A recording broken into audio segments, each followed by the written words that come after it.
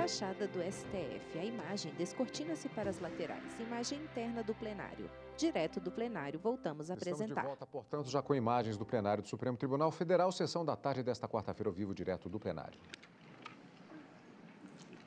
Muito boa tarde a todos. Vamos dar início à sessão com a leitura da ata da sessão. Quem fala é o vice-presidente do STF, ministro Luiz Fux. Sessão extraordinária do plenário do Supremo Tribunal Federal, realizada em 22 de agosto de 2019. Presidência do senhor ministro Secretária do plenário, em pé à direita do ministro Luiz Fux. Gilmar Mendes, Ricardo Lewandowski, Carmen Lúcia, Carmen Lilian Oliveira de Souza. Weber, Roberto Barroso, Edson Fachin e Alexandre de Moraes. Ausente por motivo de licença médica, o senhor ministro Celso de Mello. Subprocurador-Geral da República, Dr. Humberto Jacques de Medeiros. Abriu-se a sessão às 14h18, sendo lida e aprovada a ata da sessão anterior. Não há nenhuma observação. A ata eu considero aprovada e eu informo com regozijo para nós a presença dos estudantes das seguintes instituições de ensino: Fundação Escola Superior Imagem aproximada das pessoas na plateia. Faculdade Cenecista de Joinville, de Santa Catarina, Colégio Anglo-Brasileiro de Público Salvador, formado, Bahia, na maioria, por jovens. Espero que a sessão seja proveitosa para todos os senhores. Vista geral do plenário e plateia ao fundo. Presidente Luiz Fux recebe os papéis da assessora-chefe. Pelos processos com sustentação oral. O tema que vai ser debatido é o tema 232 da repercussão geral, que versa sobre a possibilidade de responsabilização objetiva do empregador por danos decorrentes de acidentes de trabalho. Como ocorre, a repercussão geral suspende os processos até que a tese seja definida. Nós temos 325 processos sobrestados. O recurso ordinário é 8248.040. Eu vou, então, chamar a tribuna para se manifestar na ordem da inscrição.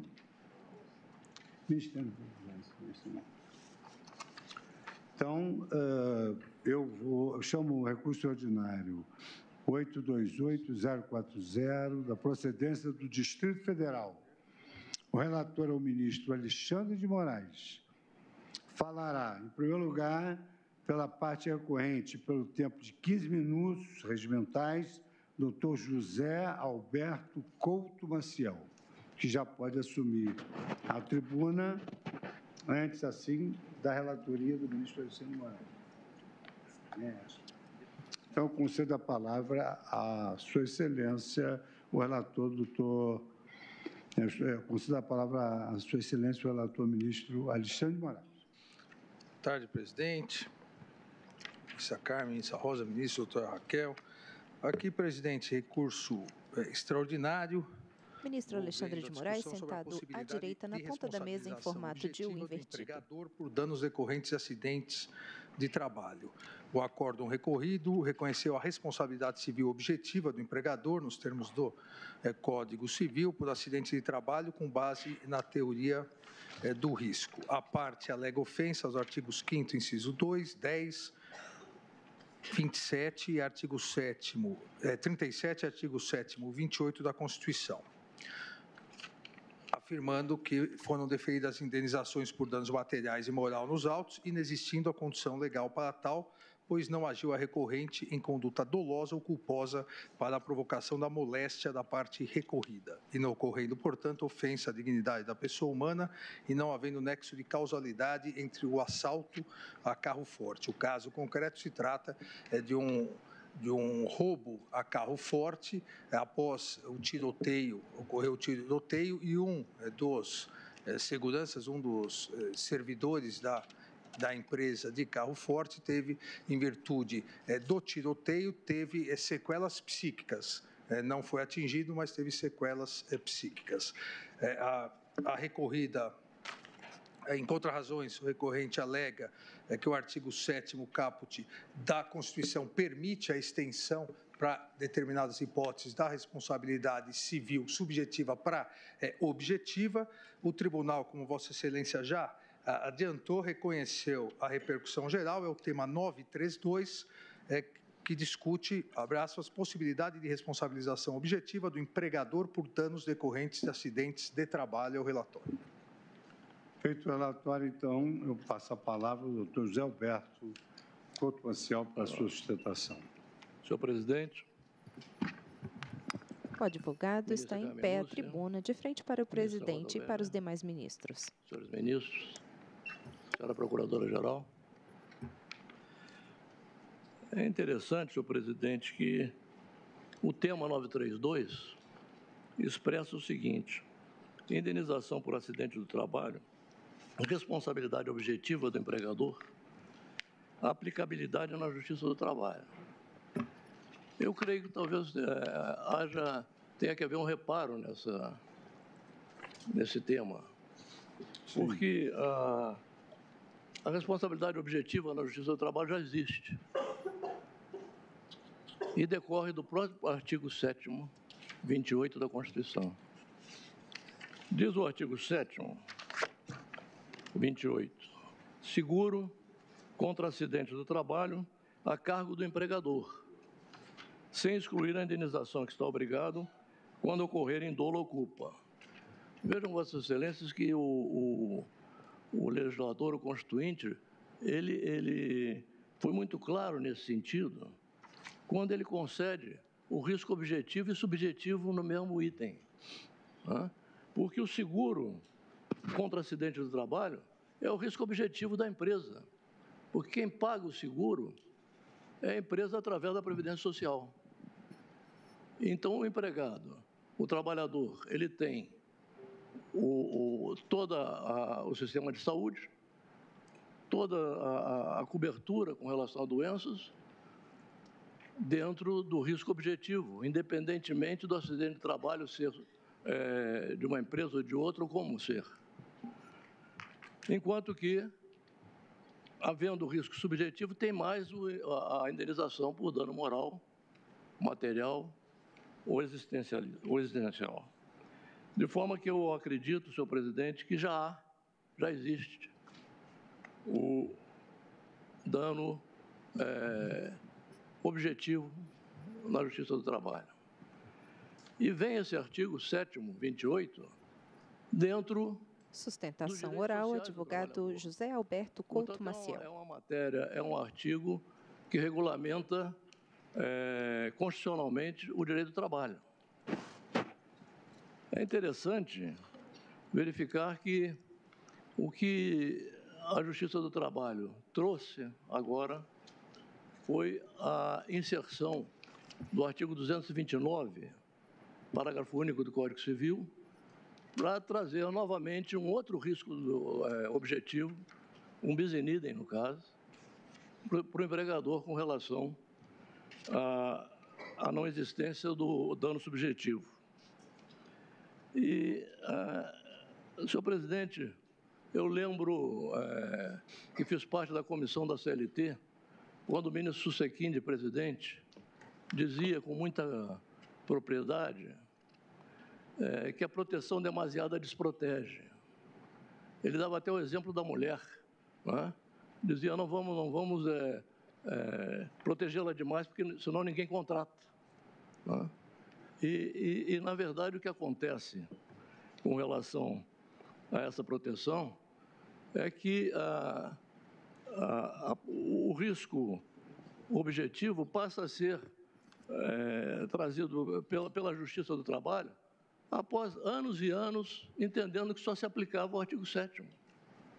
Nesses últimos anos que a Justiça do Trabalho teve uma caracterização muito forte em defesa do trabalhador, o que decorreu até a Lei 13.467, é que se passou a inovar com a jurisprudência no sentido de que também se aplicava o artigo 229, parágrafo único da Constituição, do Código Civil. Acredito, senhor presidente, que não deve ser aplicado, e até não deve ser aplicado porque pelo artigo 8º da Consolidação da Lei do Trabalho, as autoridades administrativas e a Justiça do Trabalho, na falta de disposições legais ou contratuais, que aplicarão normas de direito. E, de acordo com o parágrafo 1º, diz esse artigo, o direito comum será fonte subsidiária da Justiça do Trabalho. Ora, não há omissão. Há um artigo constitucional trabalhista dizendo que o empregador responde por dano subjetivo em decorrência de dolo ou culpa. De maneira que essa interpretação do Tribunal Superior do Trabalho, da Justiça do Trabalho, me parece que cai muito no que diz o ministro Barroso, em trabalho já citado, que as normas constitucionais, passa a Justiça do Trabalho a entender, deve ser interpretada à luz da norma legal. E não que a norma legal seja interpretada de acordo com a norma constitucional. De maneira que interpretar o artigo 7º, 28, no sentido de que é necessário colocar mais ainda o risco objetivo, é trazer uma possibilidade de alteração legal para milhares de empresas no país. Vejam só, exemplificando, que essa garantia vai atingir trabalhadores em minas de subsolo, Sustentação oral feita pelo advogado José Alberto Couto Maciel. Lesão por esforço repetitivo nos bancos, telecomunicações e toda uma pleiade de empresas, senhor presidente, em que não há nenhuma possibilidade legal de se transformar a lei civil em trabalhista quando já há, no próprio direito do trabalho, na própria Constituição, matéria trabalhista a respeito. Acredito que, mais do que isso, a nova Lei 13.467 afirma que não há risco objetivo na defesa do acidente de trabalho e diz aqui no artigo 223G, ao apreciar o pedido, o juiz considerará 7. O grau de dolo ou culpa, de maneira que nem na nova lei se colocou ou se quis colocar, porque já existe esse risco objetivo pago através da Previdência Social, que é repassada para o trabalhador, mas descontado do empregador. De maneira que, senhores ministros, o empregado já recebe a indenização previdenciária. O empregado tem regulamentada em norma trabalhista constitucional a indenização. O empregado tem direito à periculosidade quando trabalha em empresa de risco. E, finalmente, senhor presidente, a legislação trabalhista não é omissa sobre a matéria. Por essas razões é que se pede o provimento do recurso. O advogado recolhe seus papéis e volta ao seu lugar. Eu chamo agora a tribuna, que falará pelo recorrido, doutor Marcos da Costa Santos. Pelo doutor José Belga Assis Trade. Excelentíssimo senhor presidente, ministro Luiz Fux, na sua pessoa, ministro, eu quero cumprimentar os membros do Poder Judiciário brasileiro. O advogado ocupa a tribuna de frente para o presidente Luiz Fux. Especializada do Trabalho. Excelentíssimas senhoras ministras Rosa Weber, ministra Carmen Lúcia, excelentíssimo senhor ministro relator, na pessoa de quem cumprimento e saúdo os demais ministros que compõem esse colegiado, excelentíssima senhora Procuradora-Geral da República, doutora Raquel Dodge, meus cumprimentos, minhas homenagens. Cumprimento os advogados presentes, na pessoa dos doutores Fábio Martins Nery Brandão e Washington Luiz Lima Vieira. Saúdo também o doutor José Maciel, que fez a sustentação em nome da recorrente, os demais advogados que falarão em nome dos amicus curiae. Saúdo as demais pessoas presentes. Sustentação oral feita pelo advogado José Belga Assis. Eu quero deixar registrado, ministro, que eu não esperava que essa causa tomasse essa dimensão que tomou de uma causa coletiva. Ajuizamos essa ação em 2010 na Justiça do Trabalho de Campo Grande, acompanhamos o processo desde o início, fizemos a petição inicial, atendemos os 3 trabalhadores acidentados no nosso escritório,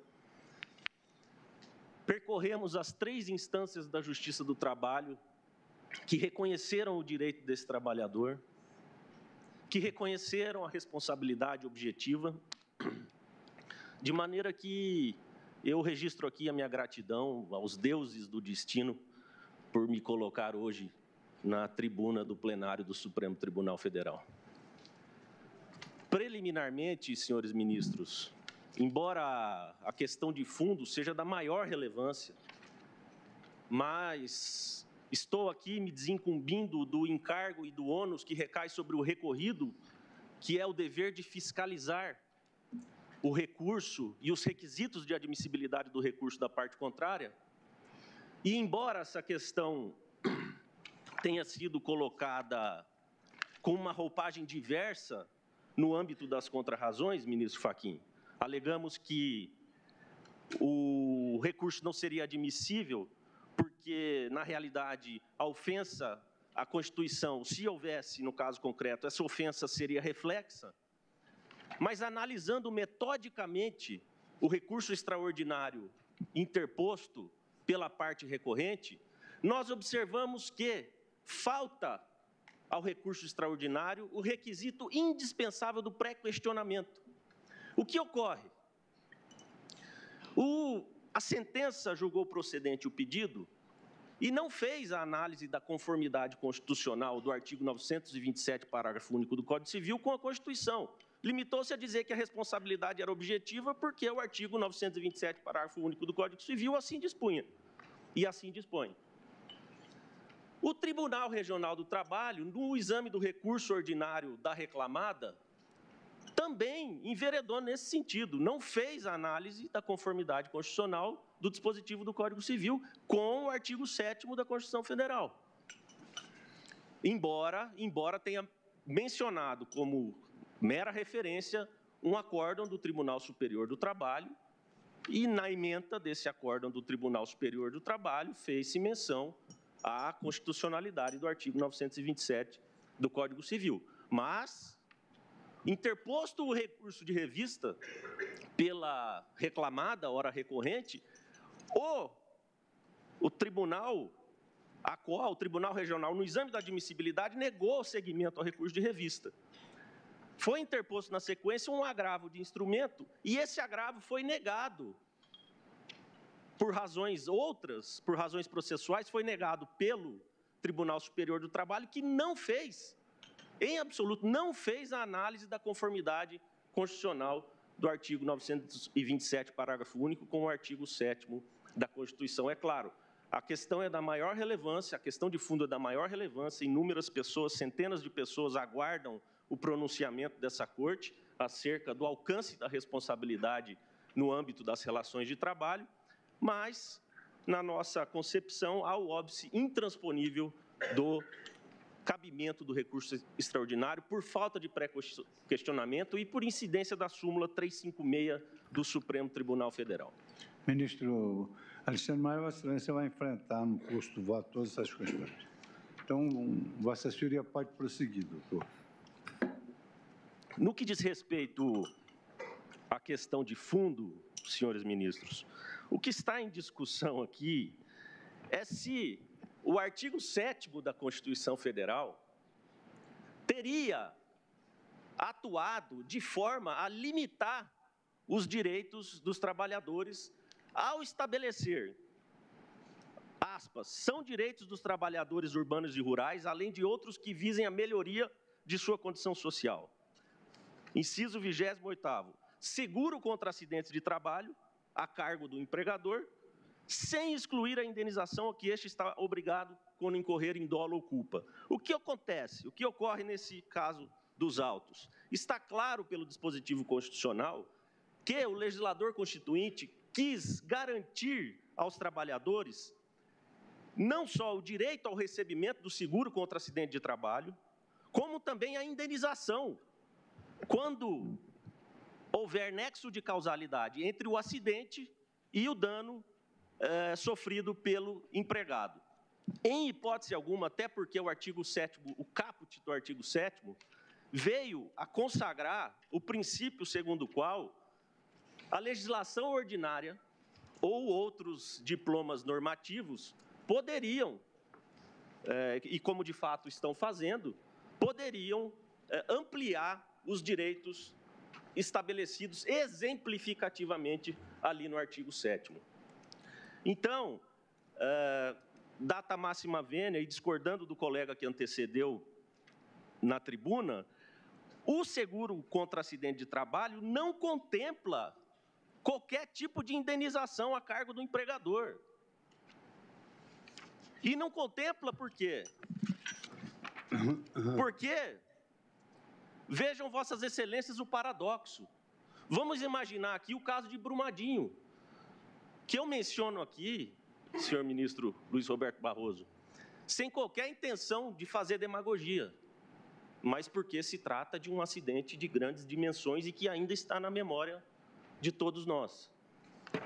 Vamos imaginar, então, que uma gama de trabalhadores naquele dia do acidente estivessem trabalhando e outra gama de trabalhadores, por qualquer razão, não estivesse do trabalho, estivesse, por exemplo, usufruindo de folga ou de licença. A interpretação que a recorrente quer atribuir a uma situação dessa é a de que aqueles que estavam trabalhando teriam que provar em juízo, nas ações individuais que movessem contra a empregadora, teriam que provar a culpa da empregadora, só porque eles estavam trabalhando. E aquelas pessoas, embora funcionárias da empresa, mas que não estivessem no exercício do trabalho naquele momento, e embora também fossem seguradas da Previdência Social, e aquelas pessoas estariam dispensadas de fazer em juízo a prova da culpa. Eu quero dizer, senhores ministros, que o empregador, a teor do artigo 2º da CLT, é quem deve assumir os riscos da atividade econômica. A relação de trabalho está estruturada em cima desse princípio. É o empregador quem deve assumir os riscos da atividade econômica. Se assim é, e se o empregador, ciente dos riscos, explora economicamente o risco, não é correto, não é constitucional, não é justo, não é digno, não é humano e não é ético que esse trabalhador, em sendo acidentado o empregado, não sofra nenhuma consequência. E o empregado pague com o seu próprio corpo as consequências de um risco que deve ser, por força de lei, do empresário.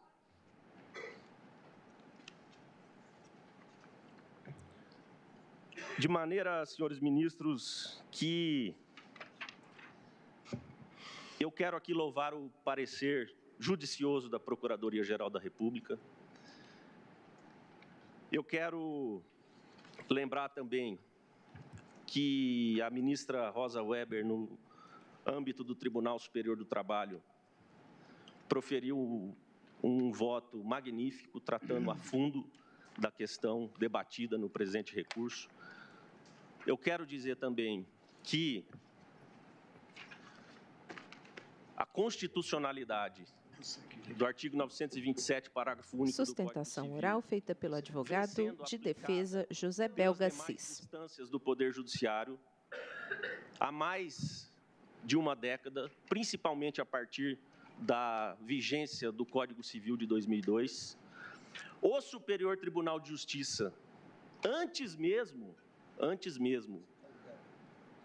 da entrada em vigor do Código Civil, num caso envolvendo a empresa recorrente, em que uma terceira pessoa veio a ser atingida durante uma tentativa de assalto, reconheceu a responsabilidade objetiva porque essa empresa desempenhava e desempenha atividade de risco.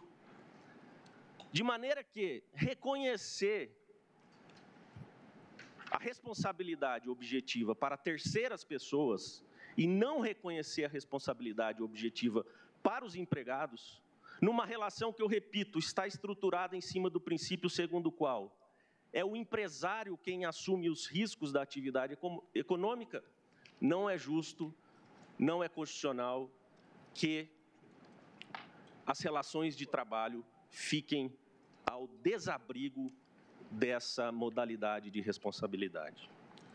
Não é correto, portanto, querer insinuar que essa interpretação que vem sendo feita pelo Tribunal Superior do Trabalho é fruto de um entendimento ou de uma ideologia. Não é. Não é, porque o Superior Tribunal de Justiça, desde 2000, e depois, mais recentemente, em 2006, através de um magnífico julgado da ministra Nancy Andrighi, já decidindo sobre as relações de trabalho, reconheceu a responsabilidade objetiva da empresa que desempenha atividade de risco. Os riscos serão analisados caso a caso. Não há que se fazer qualquer argumento terrorista no sentido de que toda e qualquer relação de trabalho será alcançada por esse dispositivo do Código Civil. Não é assim. Apenas as atividades de risco acentuado, conforme está exposto no artigo 927, parágrafo único do Código Civil, serão alcançadas pela responsabilidade objetiva. De maneira, senhor ministro Luiz Fux, concluindo, eu gostaria de requerer que essa Corte não faça se confirmar a previsão do camponês, que dizia que a lei, e aqui eu digo, a lei maior, é como a serpente, que só pica os pés descalços. Eu peço a vossas excelências que protejam os pés descalços dos trabalhadores deste país.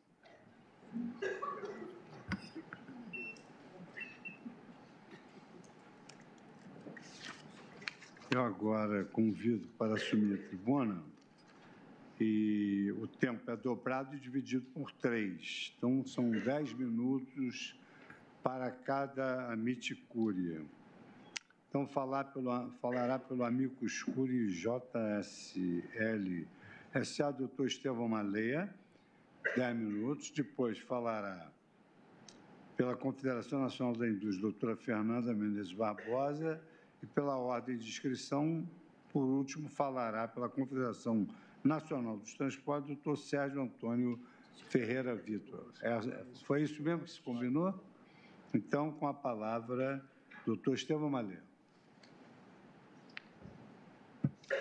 Senhor presidente, as minhas primeiras palavras são para cumprimentar a Vossa Excelência, cumprimentar as excelentíssimas ministras, excelentíssimos ministros, a doutora Procuradora-Geral da República, e dizer que a controvérsia já foi bem situada, seja por Sua Excelência, o eminente relator, seja pelos colegas que me antecederam. Não preciso insistir no ponto. Eu quero dizer que a questão chega a esse colendo Supremo Tribunal Federal porque a jurisprudência tem estendido demasiadamente o conceito de atividade de risco. É esse o ponto central em discussão.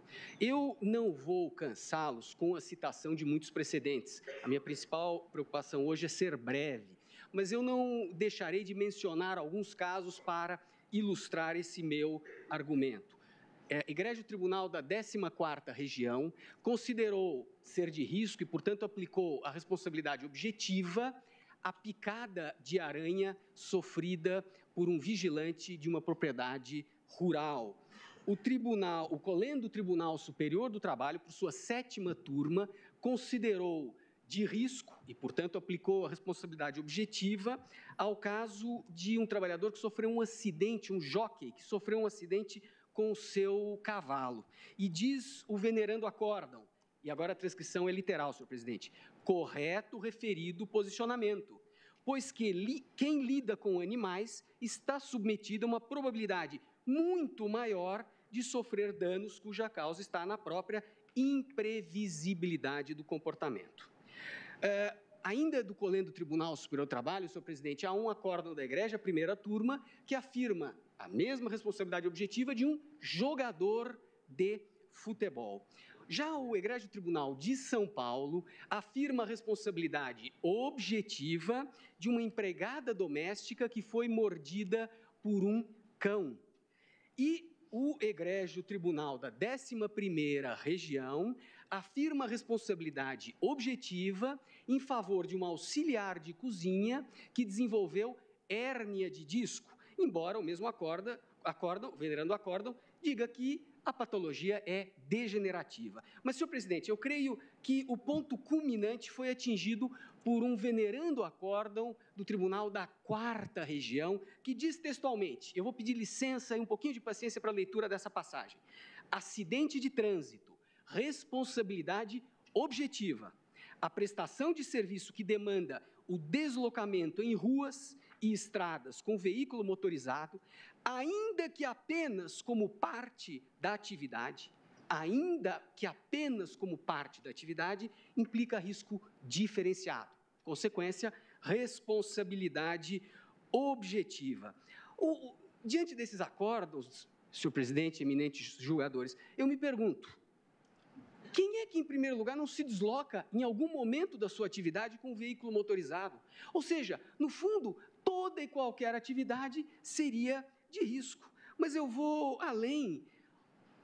Quando é que não pode, em nenhuma hipótese, ocorrer um acidente? Nesse contexto da mera possibilidade de um acidente, toda e qualquer atividade será de risco. E não é esse o sentido do 927, parágrafo único do Código Civil. Não há, rigorosamente, local seguro. Eu, senhor presidente, muito rapidamente evoco, porque agora são 51 anos, do acidente que afastou Salazar do poder em Portugal. Deu-se no Forte de Santo Antônio da Barra, cercado por seguranças, na sala de estar, quando foi se sentar numa cadeira de lona que a sua prestimosa assistente havia deslocado para o lado. Caiu, bateu a nuca, poucos dias depois estava afastado do Conselho de Ministros e depois do exercício das suas funções. Ou seja, na sala de estar do Forte de Santo Antônio da Barra. Ou seja, isso mostra, senhor presidente, que em todo e qualquer lugar há a possibilidade de ocorrência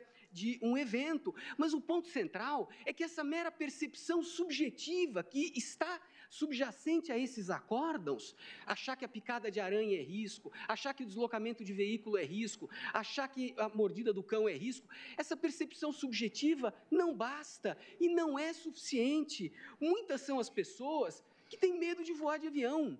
Eu, numa pesquisa feita hoje de manhã, e isso me tranquilizou bastante, porque eu volto para São Paulo hoje à tarde de avião, eu apurei que uma morte para cada 345 mil voos. Portanto, afirmar que é uma atividade de risco é uma percepção exclusivamente subjetiva, objetivamente não há risco. E eu pergunto, qual é o elemento que prova que picada de aranha na floresta ocorre com uma tal incidência que justifica a qualificação como atividade de risco? E o mesmo vale para o transporte, para o deslocamento. Há dados estatísticos que mostram isso?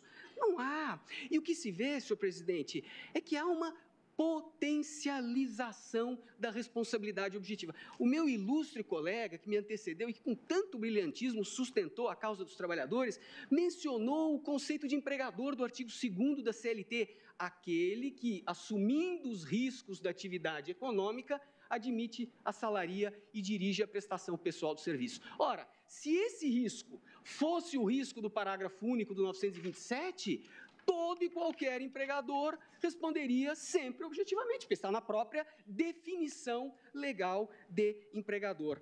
Na verdade, não é esse o conceito de risco. E adotar esse conceito tem implicações terríveis, porque a jurisprudência, e volto a ela porque é muito importante, entende que nem mesmo a prova da absoluta e completa ausência de culpa elide a responsabilidade. Menciono, senhor presidente, um venerando acórdão do colégio do Tribunal Superior do Trabalho, que diz o seguinte: a culpa, em caso de transporte, a culpa exclusiva de terceiros, contra quem o transportador tem ação regressiva, não afasta a responsabilidade do empregador em relação ao motorista empregado.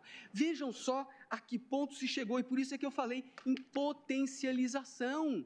Responsabilidade objetiva genérica para todo e qualquer empregador, desconsiderando que o seguro obrigatório já cobre essa responsabilidade. E mais, senhor presidente, o dilema não deve ser responsabilidade objetiva, ausência de responsabilidade. Não é esse o ponto. Se não se reconhecer essa extensão à responsabilidade objetiva, restará sempre a responsabilidade subjetiva, provada a culpa ou o dolo. O que não se pode é inverter-se a ordem natural das coisas. A responsabilidade objetiva é excepcional. E eu afirmo isso, senhor presidente, louvando-me num erudito voto de Vossa Excelência, de fevereiro desse ano, em que, no item 7, sobre a responsabilidade do Estado por ato notarial, e peço desculpas pela redundância, dizer erudito voto de Vossa Excelência era perfeitamente desnecessário, se disse que era de Vossa Excelência. A responsabilização objetiva depende de expressa previsão normativa. Vossa Excelência dizer em termos que me parecem respondíveis. E não admite interpretação extensiva ou ampliativa, posto regra excepcional, impassível de presunção. Ou seja, senhor presidente, para concluir, risco há em tudo. E eu me lembro agora de Guimarães Rosa, que dizia, viver é muito perigoso, porque aprender a viver é o viver mesmo. E é verdade, risco há em tudo, mas não se pode dar esta extensão à responsabilidade objetiva, sob pena de inviabilizar os pequenos negócios, porque numa pequena empresa, um acidente que se venha a considerar sob essa modalidade de responsabilidade objetiva, leva ao fechamento da empresa. E eu repito, senhor presidente, não é ou responsabilização da empresa ou desamparo ao trabalhador, não, porque há o seguro obrigatório que salvaguardará os legítimos interesses desse trabalhador. Com essas palavras, senhor presidente, eu encerro e agradeço a paciência com que me ouviu. Muito obrigado. Eu convido agora para assumir a tribuna pela Confederação Nacional da Indústria, a doutora Fernanda de Menezes Barbosa. Obrigada, excelentíssimo senhor ministro-presidente, excelentíssimo senhor ministro-relator, excelentíssimos senhores ministros, excelentíssima Procuradora-Geral da República. A temática em julgamento é extremamente relevante e vai definir os limites da responsabilidade civil do empregador quando ocorrem acidentes de trabalho. Sem querer me repetir, porque a temática já foi bastante destacada, é importante que relembremos a letra expressa da Constituição Federal sobre o tema. O artigo 7º, em seu inciso 28, impõe a responsabilidade de indenizar dos empregadores quando incorrer em dolo ou culpa.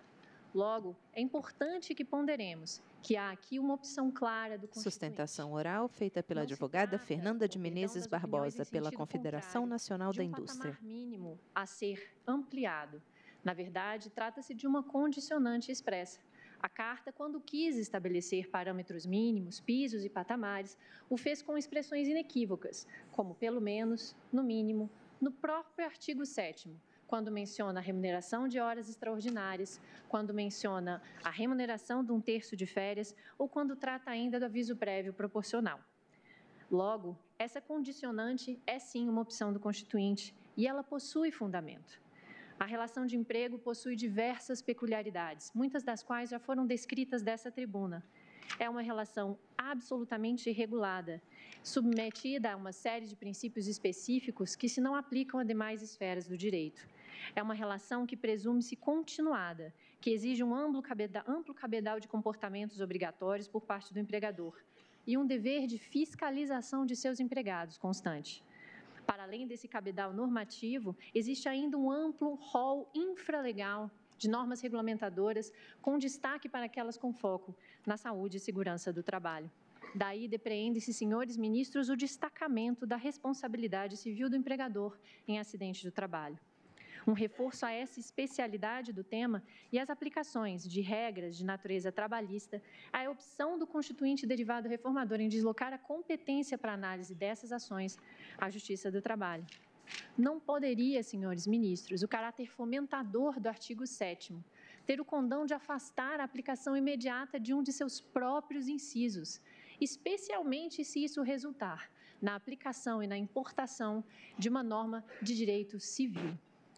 Importante ainda destacar, senhores, que o empregado, diante de todo esse arcabouço, de toda essa estrutura do ordenamento jurídico, ele não está lançado à sua própria sorte, ele não está desamparado, porque a ele está abarcado pela assunção do risco integral pela Previdência Social, como já foi dito aqui dessa tribuna, e pela responsabilidade subjetiva do empregador pela verificação de dolo ou culpa. Mas ainda, senhores ministros, para além dessa interpretação constitucional, ainda que se intencione aplicar o parágrafo único do artigo 927 à relação de acidente do trabalho, o que não se admite apenas por amor ao debate, essa aplicação causa ponderações de consequência e de segurança jurídica da forma em que tem se verificado na jurisprudência. Como já foi dito aqui anteriormente, o casuísmo dessas decisões da aplicação que atrai a responsabilidade objetiva vulnera a segurança jurídica e causa algumas perplexidades por suas próprias contradições. Acho que não é excessivo relermos novamente o parágrafo único do artigo 927, que prevê que haverá obrigação de reparar o dano, independentemente de culpa, nos casos especificados em lei, ou quando a atividade normalmente desenvolvida pelo autor do dano implicar, por sua natureza, riscos para os direitos de outrem. O rol de atividades que têm sido consideradas como atividades de risco é amplíssimo, senhores ministros. Apenas como exemplo, vou citar alguns precedentes, como o reconhecimento da responsabilidade objetiva em um caso concreto, em que o empregado trabalhava em um estabelecimento em que ocorreram assaltos. Veja, o único elemento fático que atraiu a responsabilidade objetiva foi a ocorrência de um assalto. Seria essa externalidade, fora dos limites da atividade e da atuação do empregador, o elemento necessário a definir essa atividade como naturalmente de risco? Seria a ocorrência de assaltos fundada, no caso concreto, na localidade específica daquele estabelecimento, o elemento para atrair a responsabilidade objetiva deste empregador? A mesma ponderação se dá quando nós analisamos precedentes julgados em que a natureza da carga transportada é o que atrai a responsabilidade objetiva. Veja, com base no interesse e a carga visada por grupos de assaltantes. O que eu quero dizer é, seria, nesse momento, as intenções e ambições de grupos de assaltantes e, por consequência, a mercadoria que eles têm como principal alvo, o elemento necessário para transformar aquela atividade como de risco aos direitos de outrem? Da mesma forma, em um precedente semelhante ao que já foi citado dessa tribuna, o deslocamento parcial em veículo de passeio expõe esse empregado a riscos diferentes ou extraordinários daqueles que nós todos estamos submetidos nos nossos deslocamentos no dia a dia? A aplicação da responsabilidade objetiva e a extensão do conceito do que vem a ser atividade de risco tem consequências ainda mais nefastas do que a insegurança jurídica. Ela iguala o tratamento, impõe o mesmo dever de indenizar a empregadores diligentes, cumpridores de todas as normas e aqueles empregadores omissos que, porventura, a descumpram. Sustentação oral feita pela advogada Fernanda de Menezes, pela Confederação Nacional da Indústria. Objetiva, ao contrário de buscar efetivar a busca da redução de riscos e a busca de um ambiente de trabalho saudável e seguro, tem como consequência e pode sim ensejar no absoluto desestímulo ao investimento em segurança, a ampliação do cabedal de seguranças, a evolução das medidas necessárias de segurança. Nesse sentido, a Confederação Nacional da Indústria pugna pela fixação de tese no sentido da impossibilidade da aplicação da regra do parágrafo único do artigo 927 do Código Civil às hipóteses de responsabilidade civil do empregador por acidente de trabalho, por previsão constitucional expressa e por todas as peculiaridades da relação de emprego. Obrigada. Convido agora a assumir a tribuna o Dr. Sérgio Antônio Ferreira Vitor, que falará pela Confederação Nacional dos Transportes. Muito boa tarde, excelentíssimo senhor ministro Luiz Fux, presidente. O advogado toma a tribuna de frente para o presidente e os demais ministros. Boa tarde, ministras, ministro relator, a todos os presentes, em especial aos advogados que me antecederam na tribuna. Eu represento a Confederação Nacional dos Transportes e venho, desde logo, quero dizer, defender que o recurso extraordinário seja provido. Antes de adentrar o mérito da questão, que já foi abordado pelos advogados que me antecederam e muito bem, eu não quero ser repetitivo, Eu apenas, sobre o conhecimento do recurso, uma questão colocada pelo advogado da recorrida, quero dizer que a repercussão geral é um juízo de admissibilidade, é um novo requisito de admissibilidade do recurso extraordinário previsto na Constituição e na qual o Supremo Tribunal Federal analisa se há ou não questão constitucional e se há ou não repercussão geral desta matéria constitucional. Isso já foi feito pelo Supremo, de modo que me parece claro e devido que deveremos, sim, adentrar o mérito do presente recurso. Sobre o mérito, portanto, não querendo repetir aquilo que já foi brilhantemente exposto pelos meus colegas, eu queria apenas lembrar que a Assembleia Nacional Constituinte, ministra Rosa, debateu com muita propriedade o assunto da responsabilidade subjetiva ou objetiva do empregador. Houve emenda a essa redação, na qual se propôs a responsabilização objetiva do empregador. Houve um parecer que foi da lavra do deputado, então, constituinte Pompeu de Toledo, em que ele rejeita esta inclusão da responsabilidade objetiva do empregador pelo acidente de trabalho com as seguintes palavras: há atividades em que os riscos de periculosidade ou de insalubridade são inerentes e praticamente impossíveis de serem evitados, pelo menos no estágio atual da tecnologia. Certos serviços hospitalares, extração e beneficiamento de minérios, etc. Prevêem a Constituição e as leis formas de atenuação desses riscos.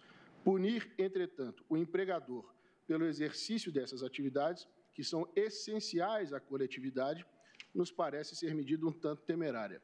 Encaminhou, portanto, o seu parecer pela rejeição da emenda que propugnava a adoção da responsabilidade objetiva do empregador pelo acidente de trabalho.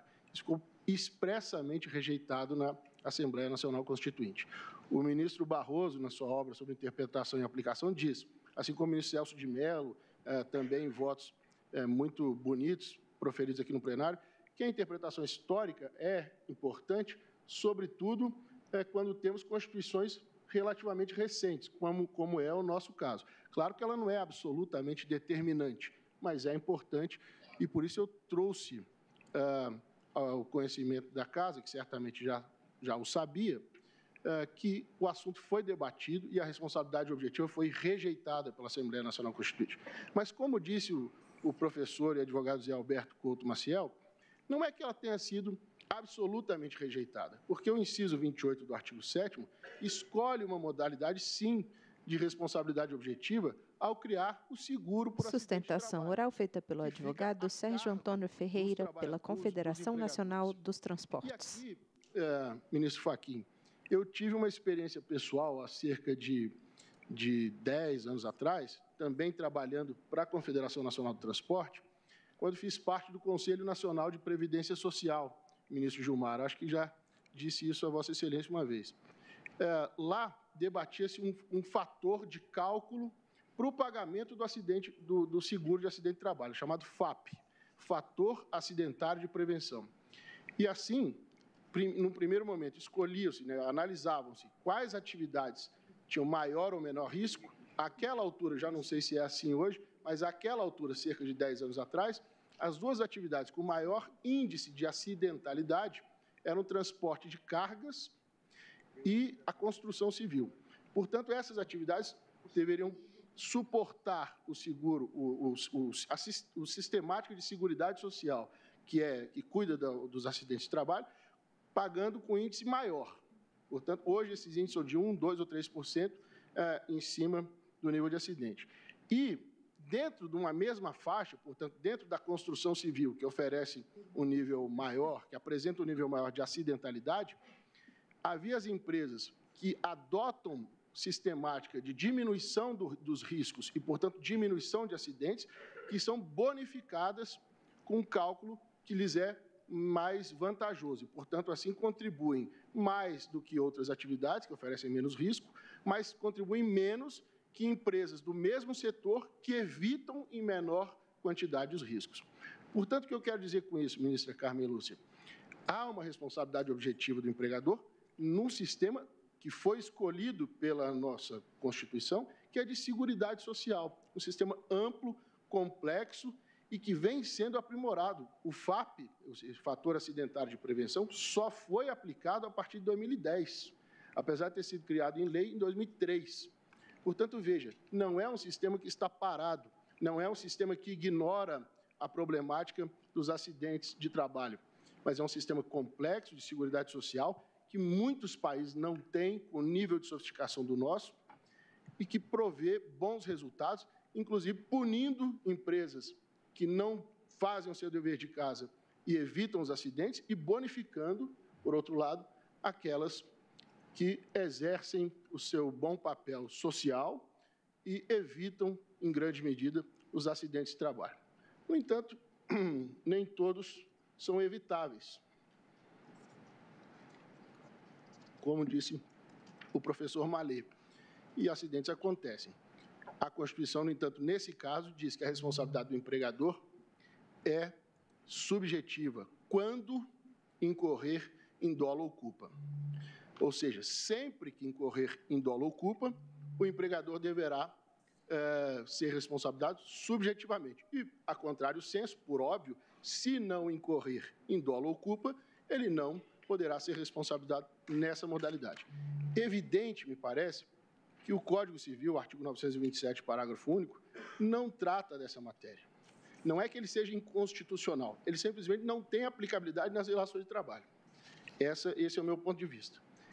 E o ministro Marco Aurélio, o ministro Ribeiro da Costa, num voto, acho que de 62 ou 63, deixa eu checar, 62, disse o seguinte: a lei de acidente no trabalho é lei de conciliação de interesses dos empregados e patrões. Ou seja, a Constituição, ao prever o seguro obrigatório a cargo dos empregadores, em conjunto com a responsabilização subjetiva, fez um compromisso entre empregados e empregadores, e é uma solução boa, complexa e que está diuturnamente sendo aperfeiçoada. STF discute constitucionalidade da responsabilidade civil do empregador em acidente de trabalho. Não me parece ser a responsabilização objetiva do empregador. E isso seria, além do mais, derrogar o artigo, ou revogar o artigo 7º, inciso 28 da Constituição, fazendo uma interpretação da Constituição com base na lei. O que o ministro Moreira Alves sempre nos ensinava é que deve ser o contrário. As leis é que devem ser interpretadas com base na Constituição. Muito obrigado. Terminadas as sustentações orais, passo a palavra ao ministro Alexandre de Moraes para o voto. Presidente, inicio cumprimentando as sustentações orais, doutor José Alberto Couto Maciel, que falou pelo recorrente, o doutor José Belga Sistrade, pelo recorrido, e os advogados que falaram pelos amici curiae, professor Estevão Malê, doutora Fernanda de Menezes Barbosa e o doutor Sérgio Antônio Ferreira Vitor. Presidente, o ministro Alexandre de Moraes ocupa a última cadeira à direita da mesa em formato de U invertido. Aqui se trata de uma tentativa, na verdade, me parece que consumado um assalto, um ataque de assaltantes no supermercado, em 3 de 9 de 2009, que pretendiam subtrair malotes de dinheiros que estariam sendo acondicionados para serem transportados pelo carro forte. Houve uma troca de tiros, um intenso tiroteio, não houve feridos, mas após essa troca de tiros e após essa ocorrência, um dos vigilantes passou a experimentar graves consequências, teve várias e graves consequências psíquicas decorrentes do episódio, ou seja, o trauma psicológico em virtude da sua atividade realizada de segurança do carro forte. A sentença de primeiro grau lhe foi favorável, a sentença de segundo grau do TRT da 24ª Região foi parcialmente favorável, e o TST restaurou tanto a responsabilidade objetiva quanto a subsidiária do supermercado e também elevou o valor da pensão. na data de 10/2/2017, foi publicada aqui a aceitação da repercussão geral, vencidos à época somente a ministra Rosa Weber e o ministro Fachin, que entendeu que não havia questão constitucional a ser analisada, e coloco isso no relatório para colocar já desde cara preclusa a alegação da ausência de pré-questionamento, porque isso foi discutido e consta na manifestação, e faço aqui uma observação, foi a última repercussão geral da última sessão que participou o meu antecessor, saudoso ministro Teori Zavascki, a última sessão que se iniciou em 9 de dezembro de 2016 e terminou no momento do recesso, publicado só após já o seu falecimento, e por isso herdei a relatoria. E na sessão virtual, ao se reconhecer a questão constitucional e ao se reconhecer a repercussão geral, o Supremo Tribunal Federal entendeu já presentes todos os requisitos para o recurso extraordinário. Então, afasto aqui, inclusive, pela própria preclusão, a questão alegada da tribuna. E a questão importante, a questão que realmente tem repercussão geral e deve ser definida, é se o artigo 927, parágrafo único do Código Civil, que tem a sua previsão para uma aplicação geral, não só aplicação no caso de acidente do trabalho, mas se o artigo 927, parágrafo único do Código Civil pode ser utilizado e, consequentemente, poderá ou não ser reconhecida a responsabilidade civil objetiva do empregador em algumas hipóteses. O tribunal recorrido, o acórdão recorrido, reconheceu expressamente a possibilidade da utilização do artigo 927, parágrafo único do Código Civil, que relembro aqui rapidamente, o artigo 927 do Código Civil, no caput, traz a regra geral de responsabilidade civil: aquele que por ato ilícito causar dano a outrem fica obrigado a repará-lo. E no parágrafo único traz a regra excepcional: haverá obrigação de reparar o dano independentemente de culpa nos casos especificados em lei ou, e essa foi a grande novidade do Código Civil, trazida essa novidade do Código Civil italiano, das alterações do Código Civil italiano e do Código Civil português, ou quando a atividade normalmente desenvolvida pelo autor do dano implicar, por sua natureza, risco para os direitos de outrem.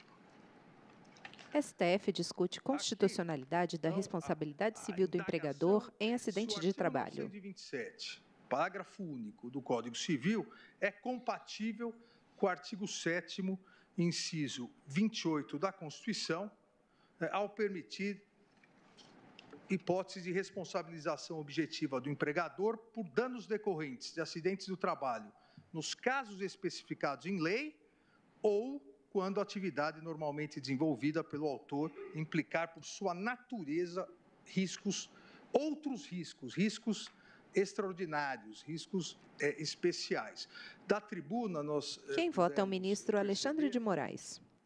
É que duas teses, na verdade, são levantadas. Uma pela não aplicabilidade, mas mais intensamente, principalmente pelos amici curiae, mais intensamente pela definição do que seria exatamente a natureza diferenciada que implica um risco extraordinário. E vários exemplos foram trazidos pelo professor Estevão Malê, meu colega de Universidade de São Paulo, vários exemplos foram trazidos para diferenciar o que é uma atividade de risco de um risco comum a toda atividade.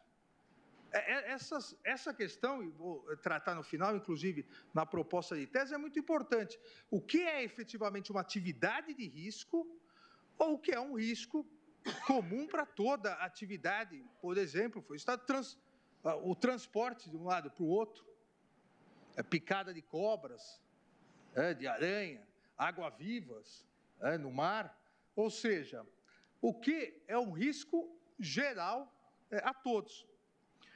A nossa regra, e parto daí, a regra do direito brasileiro, assim como a regra do direito civil, bem antes de existir o ramo do direito constitucional, já desde o direito romano, é a responsabilidade civil subjetiva.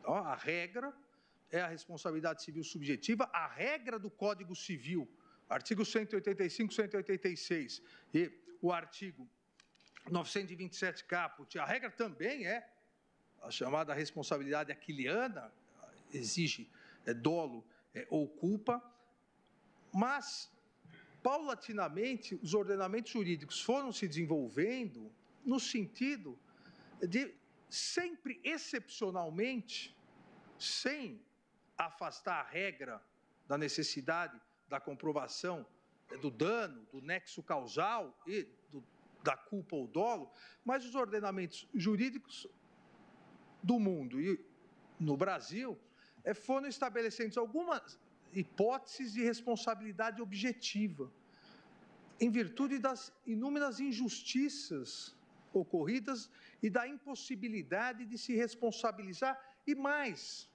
isso foi muito salientado nas discussões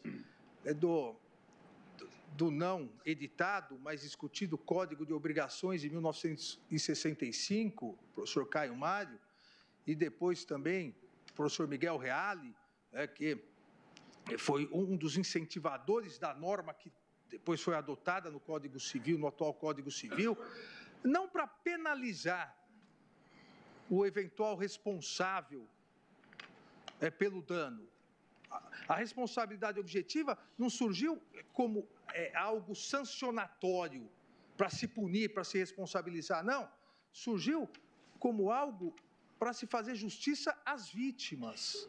Surgiu como um direito reparatório às vítimas em algumas situações em que a responsabilidade, o dolo, a culpa, deveria ceder a algo maior, a necessidade de justiça plena de se indenizar as vítimas. E assim se fez com acidentes nucleares, assim se fez com acidentes relacionados ao meio ambiente, assim no Brasil, que foi pioneiro no mundo em relação a isso, no Código de Defesa do Consumidor, em algumas hipóteses, nunca para apenar alguém, mas sim para proteger. A ideia é protetiva.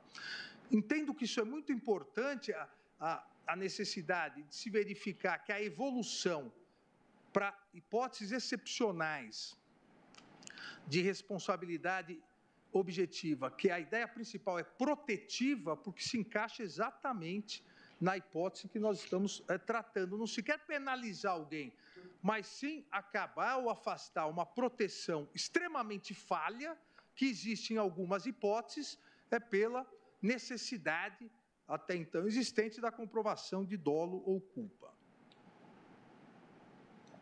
Assim se deu e assim ocorreu a introdução da responsabilidade objetiva. E o novo Código Civil, agora já não tão novo, mas o atual Código Civil, no parágrafo único do artigo 927, fez essa introdução de uma fórmula, com uma fórmula mais genérica do que a legislação específica para meio ambiente, a legislação específica para consumidor, a legislação específica para problemas com atividades nucleares. Continuou mantendo a regra. Aquele que por ato ilícito causar dano a outrem fica obrigado a repará-lo. Mas trouxe aqui uma janela para se evitar injustiças. Haverá obrigação de reparar o dano, independentemente de culpa, nos casos especificados em lei. Quando a lei já prevê atividade perigosa, quando a lei já prevê atividade com risco diferenciado, ou quando a atividade normalmente desenvolvida pelo autor do dano implicar por sua natureza. A natureza aqui, que implica riscos maiores, é a natureza da atividade. Não é a natureza da ocorrência momentânea. Não é a conduta que levou ao dano. Um assalto, por exemplo, um assalto num templo budista, onde é um tiroteio. O funcionário do templo budista, a atividade dele não é de risco. O que ocorreu gerou um risco, mas não é atividade. Diversamente,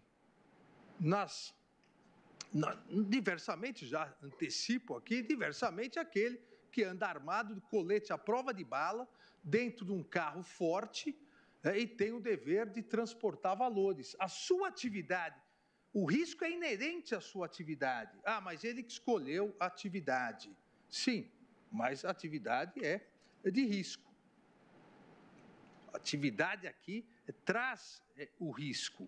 E nesses casos, o que pretendeu a lei, ainda não em relação a acidente do trabalho, mas em relação à responsabilidade civil como um todo, o que pretendeu a lei foi estabelecer uma relação de substituição do elemento subjetivo, culpa ou dolo, por outros elementos.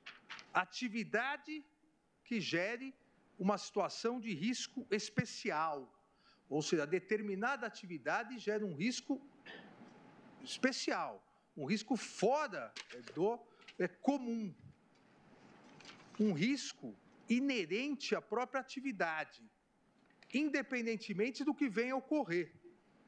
Se analisa a atividade, não o eventus damini, mas sim a atividade. STF discute constitucionalidade da responsabilidade civil do empregador em acidente de trabalho.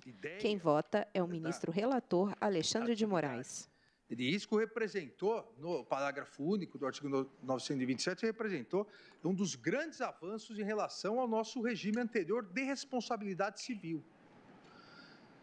E isso afasta, ao meu ver, uma das alegações principais que pretende, uma das alegações principais que pretende não aplicar esse artigo nas questões acidentárias, que há um contraponto constitucional. Veja, representou um avanço, assim como eu disse na Itália, o Código Italiano, o Código Português, um avanço na responsabilidade civil. Não há previsão constitucional, e exatamente, me parece esse o motivo do nosso ministro Fachin, professor de Direito Civil, não ter reconhecido a questão constitucional, porque a responsabilidade civil como um todo é uma questão de direito civil. A Constituição, ela não regulamenta é matéria constitucional a responsabilidade ser objetiva ou subjetiva. Não é isso que a Constituição faz. Responsabilidade civil é matéria eminentemente do direito civil. Tanto que iniciei dizendo que antes do ramo direito constitucional ser solidificado, já o direito romano previa isso. O que a Constituição faz é estabelecer algumas hipóteses, já aí destacando e prever, aqui é objetiva, artigo 37, parágrafo 6º. Agora, se a Constituição nada fala, se a Constituição não dá uma proteção maior, ela delega, porque é matéria do ramo civilista, ao legislador civil. Seria absolutamente incoerente que, no ramo do direito civil, se entenda que não é matéria constitucional e no ramo do direito civil se possa disciplinar livremente se é objetiva, se é subjetiva, e na questão dos direitos sociais, onde a Constituição quis um plus, onde a Constituição quis uma proteção mínima. Ela poderia, a Constituição, nada ter dito, e ficaríamos como direito civil. É a legislação trabalhista que vai dizer quando é objetiva, quando é subjetiva. Não foi isso.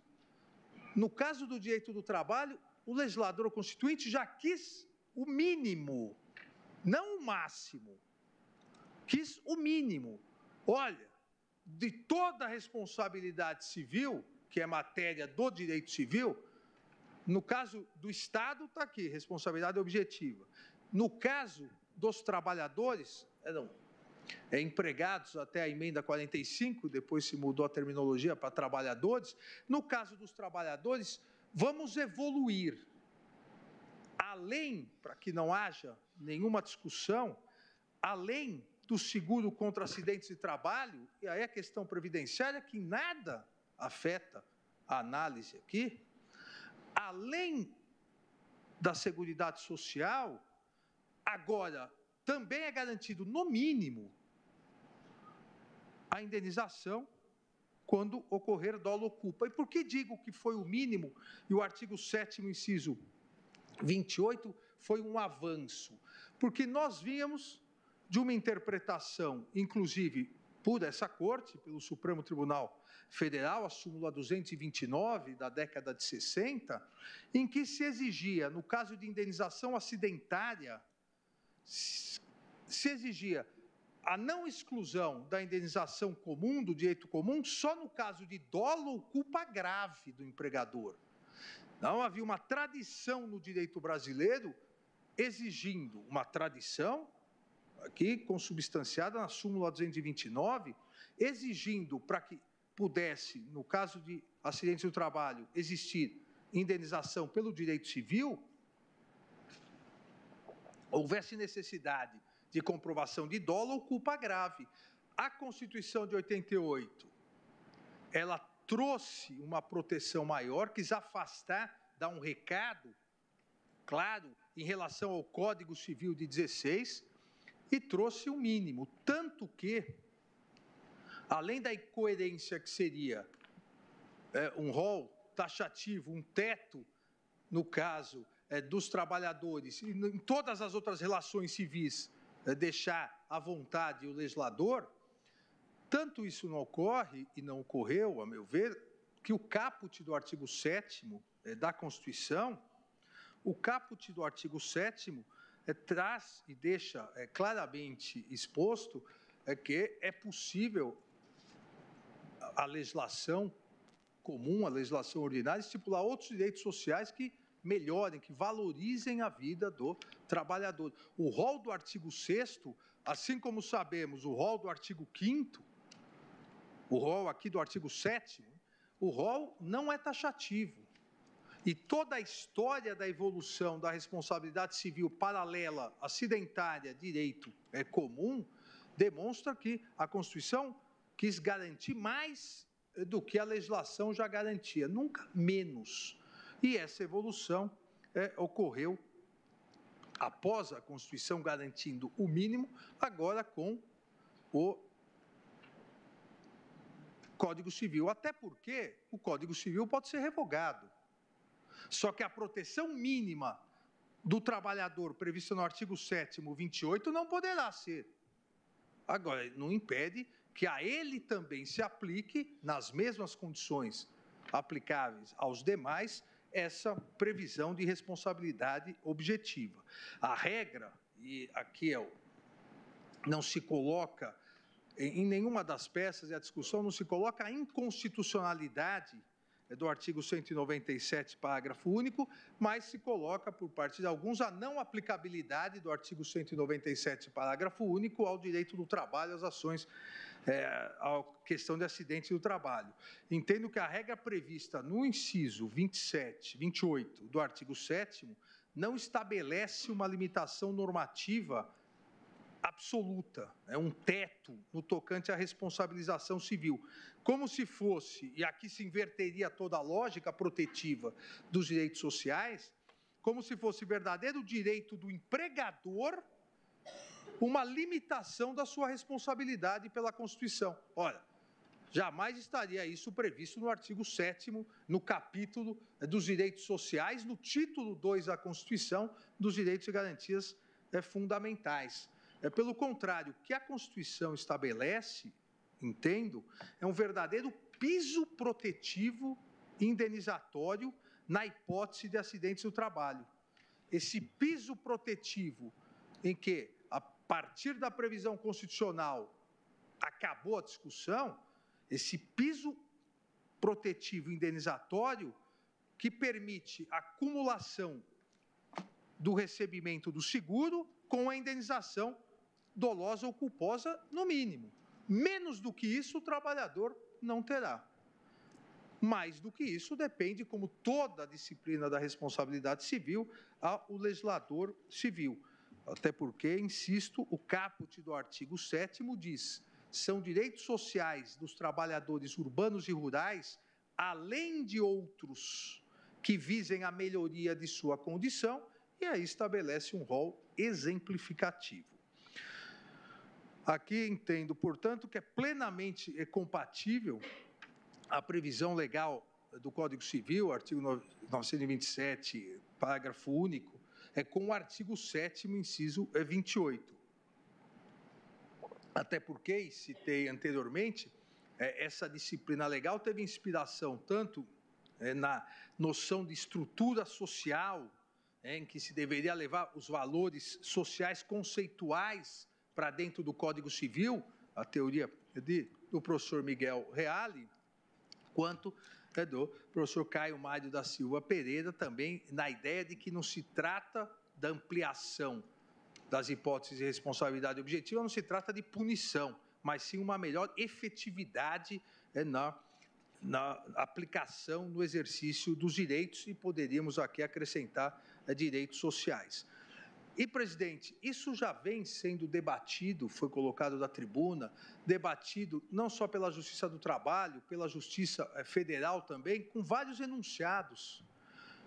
Na 4ª jornada de Direito Civil do Conselho da Justiça Federal e do STJ, a jornada do Conselho da Justiça Federal e do STJ, o enunciado 377 coloca expressamente: o artigo 28 da Constituição Federal não é impedimento para a aplicação do disposto no artigo 927, parágrafo único do Código Civil, quando se tratar de atividade de risco.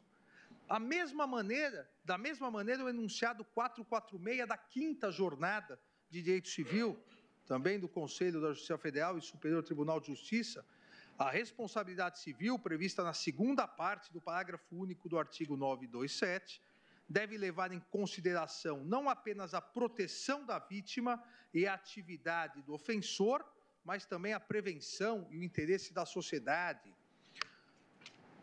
Mesma discussão e mesma conclusão, o enunciado número 37, na 1ª jornada de Direito Material e Processual da Justiça do Trabalho, promovida pelo Tribunal Superior do Trabalho e pela ANAMATRA, aplica-se o artigo 927, parágrafo único do Código Civil nos acidentes do trabalho. O artigo 7º, 28, não constitui óbice a aplicação desse dispositivo legal, visto que seu caput garante a inclusão de outros direitos que visem a melhoria da condição social dos trabalhadores.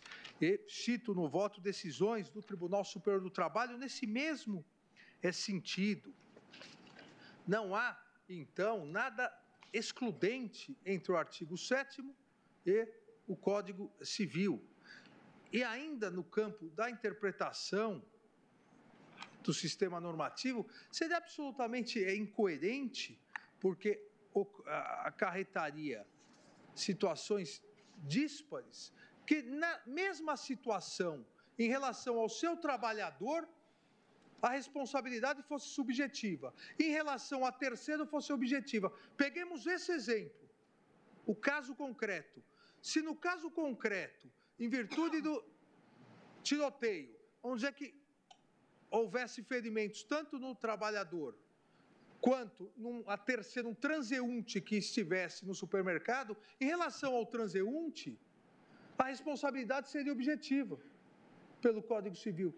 Em relação ao trabalhador, cuja atividade, o risco é inerente à atividade de segurança armado, segurança patrimonial armado, se não se aplicar o parágrafo único do 927, ele deveria demonstrar o dolo ou culpa do empregador, algo absolutamente incoerente do ponto de vista sistêmico e do ponto de vista constitucional. Portanto, aqui concluo nesse tópico principal absolutamente compatível o inciso 28 do artigo 7º da Constituição com o parágrafo 927 do Código Civil em matéria de responsabilização civil do empregador por acidentes do trabalho.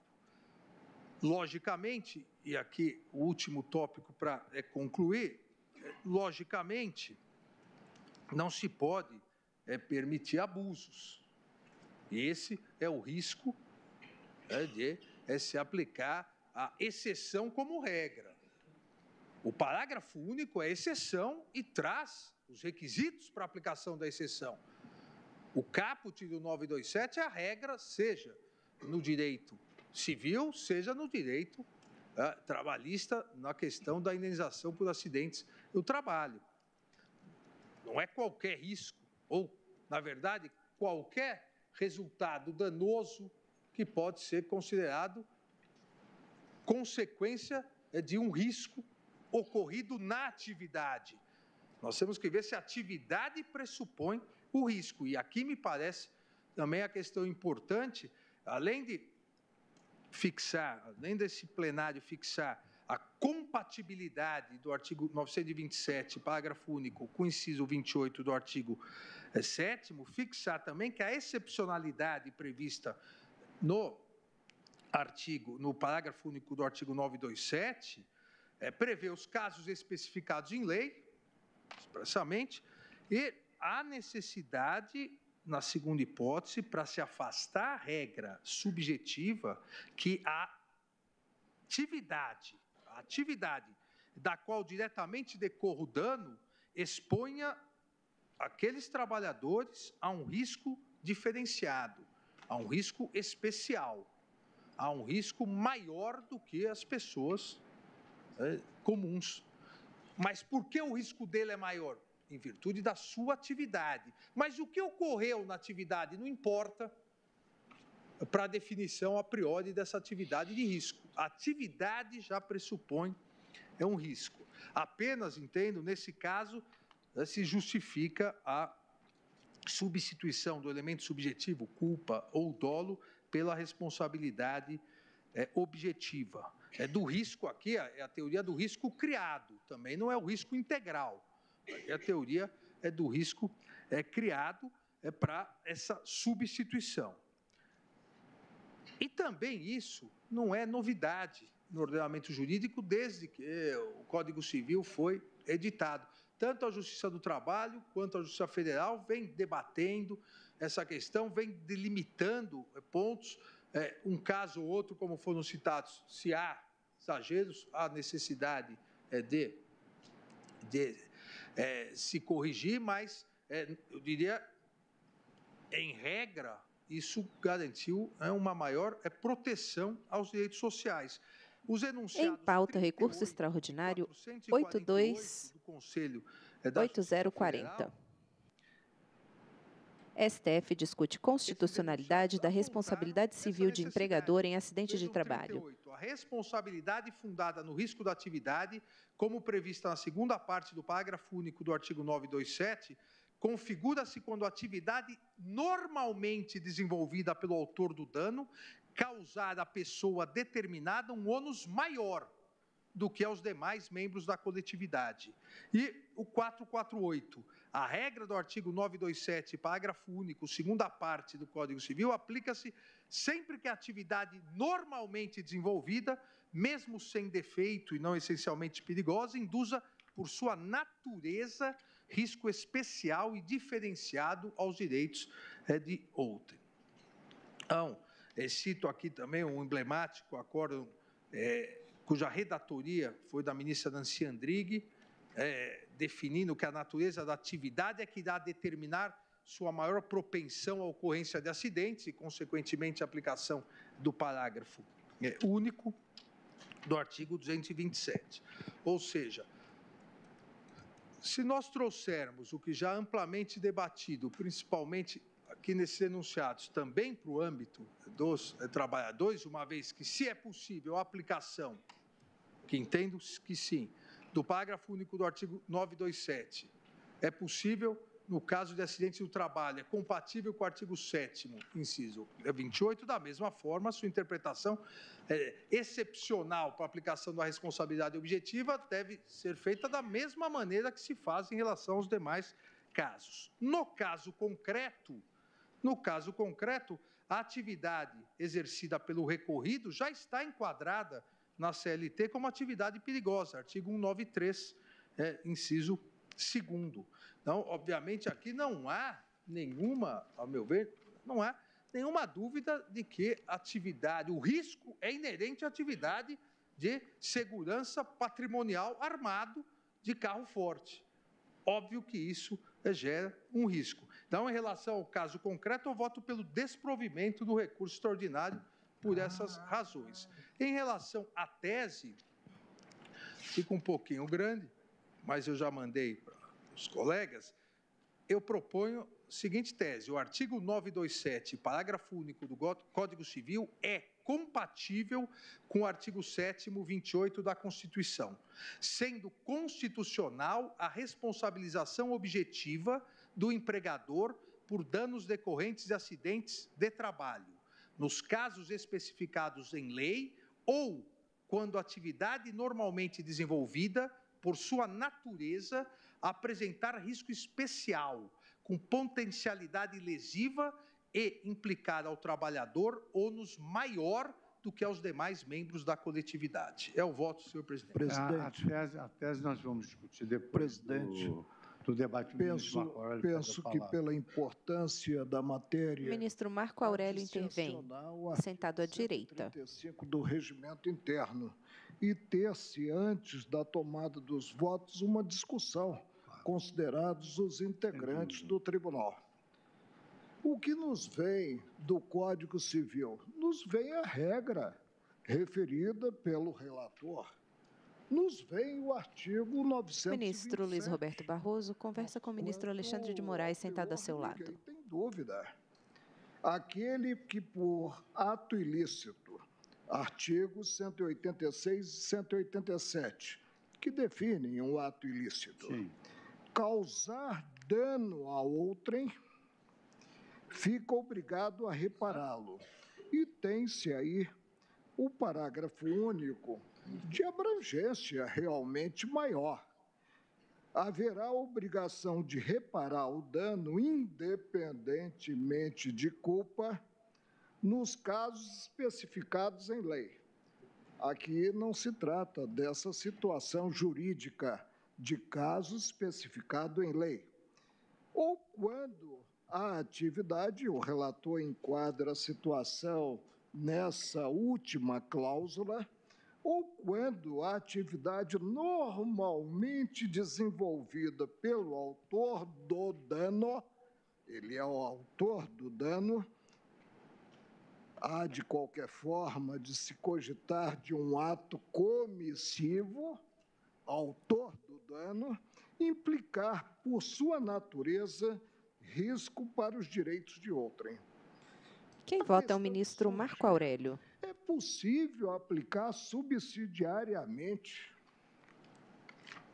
a relação do trabalho, o que se contém no artigo 927 do Código Civil? A resposta está em bom vernáculo, está em bom português, no...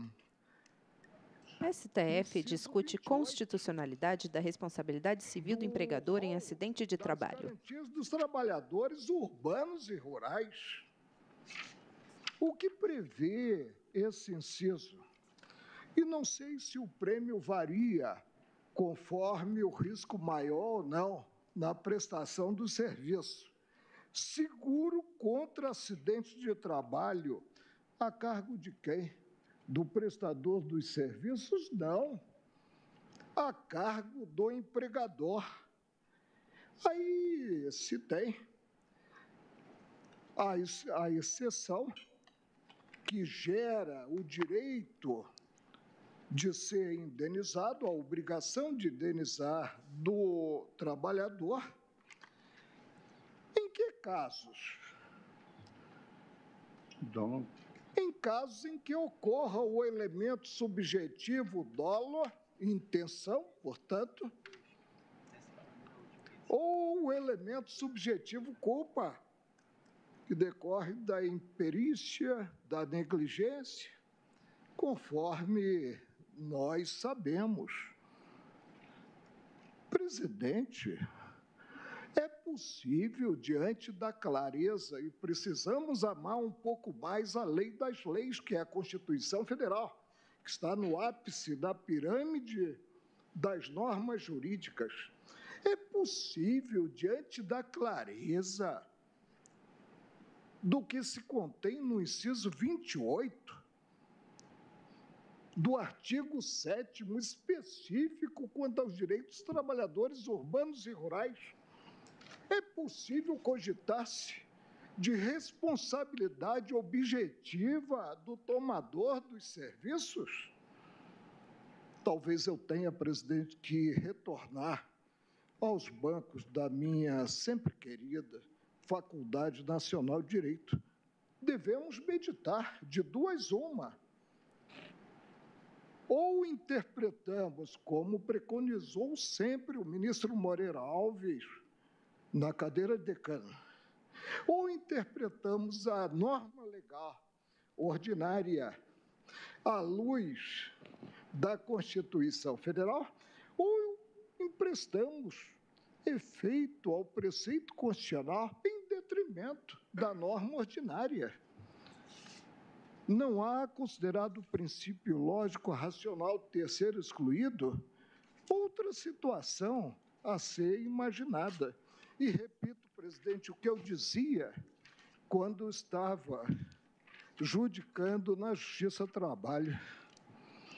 Protecionista é a lei, não é o julgador. Como eu digo aqui, ao julgar penal, rigorosa é a lei penal. O julgador não precisa ser rigoroso, ao contrário, deve humanizar o texto penal, que glosa, inclusive, aquele que haja cometido desvio de conduta na vida social, glosa com a perda da liberdade de vir. O caso é importantíssimo. Excelência, para entende, definirmos se prevalece o que se contém, como eu disse em bom português, no inciso 28 do artigo 7º da Constituição Federal, a última cláusula do inciso, ou o que está derrogando, portanto, a norma de envergadura maior, que é a constitucional, ou que está no artigo 927 do Código Civil. Excelência entende só quando o empregador extravasa. Ministro Luiz Fux. Uma observação, presidente, porque constou do voto de Sua Excelência o relator. No que nós definimos na denominada sessão colegiada virtual, a repercussão geral, nós não assentamos algo que se torna, quanto aos pressupostos de recorribilidade, que devem ser examinados de ofício, que se torna definitivo. Claro. O plenário poderá, após admitida a repercussão geral, deixar de admitir um recurso extraordinário por ausência de atendimento a um pressuposto. Não há preclusão. É que, nesse caso, exatamente... Ministro Luiz Fux, novamente. O recurso ordinário não há o óbice sedimentacia essa tese completamente contrária. Não há o óbice, da ausência de debate e decisão prévios da matéria constitucional, porque consta do acórdão do TST, embora mediante transcrição do acórdão. Quem vota é o ministro Marco Aurélio. Consta a referência ao texto constitucional. Eu questiono os colegas, tendo em vista... Ministro Luiz Fux. Se nós devemos suspender para o intervalo e voltarmos depois para concluir o julgamento. Então, se assim é a vontade de todos, eu declaro suspensa a sessão pelo tempo legislativo. Parede de mármore claro ao fundo, bandeira do Brasil à esquerda, brasão ao centro, crucifixo à direita. O ministro Luiz Fux levanta da cadeira de presidente. E os demais ministros também começam a deixar o plenário.